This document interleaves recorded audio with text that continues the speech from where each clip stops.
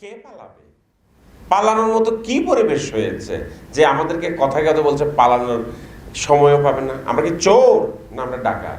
আওয়ামী লীগ সরকারের সাবেক ভূমিমন্ত্রী ছিলেন সাইফুজ্জামান চৌধুরী জাবেদ। দুদকে আসা অভিযোগ বলছে ইউসিবি ব্যাংকসহ বিভিন্ন ব্যাংক থেকে ঋণের প্রায় ৫,০০০ কোটি টাকা পাচার করেছেন জাবেদ।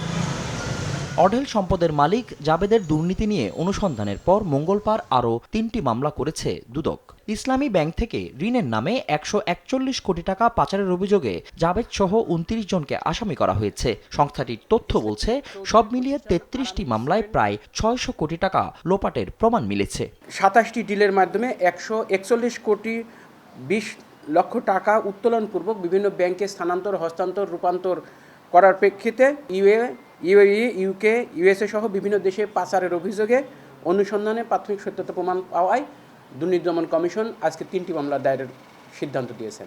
এদিন সাবেক ডেপুটি স্পিকার শামসুল হক টুকুর ছেলে ও পাবনার বেড়া পৌরসভার সাবেক মেয়র এস.এম. আসিফ শামসের বিরুদ্ধে সম্পদ বিবরণী জমা না দেয়ায় মামলা করেছে দুদক। ডেপুটি স্পিকারের বিরুদ্ধে এর আগে মামলা হয়েছে দুর্নীতি দমন কমিশনে।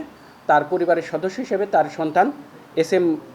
আরিফ শামসের সম্পদ বিবরণী দাখিলের নোটিশ জারি করা হয়েছিল। ওনারা নির্দিষ্ট সময়ে সম্পদ বিবরণী দাখিল করেননি বিধায় তার বিরুদ্ধে আজকে নন সাবমিশনে একটি মামলার অনুমোদন করেছেন কমিশন। এদিকে দুদকের মানি লন্ডারিং শাখার মহাপরিচালক মোকাম্মেল হককে সরিয়ে প্রতিরোধ শাখায় বদলি করা হয়েছে। মানি লন্ডারিং শাখায় অতিরিক্ত দায়িত্ব দেওয়া হয়েছে জয়নুল আবেদিন শিবলিকে। ফজলে আদিত্য, দেশ টিভি, ঢাকা।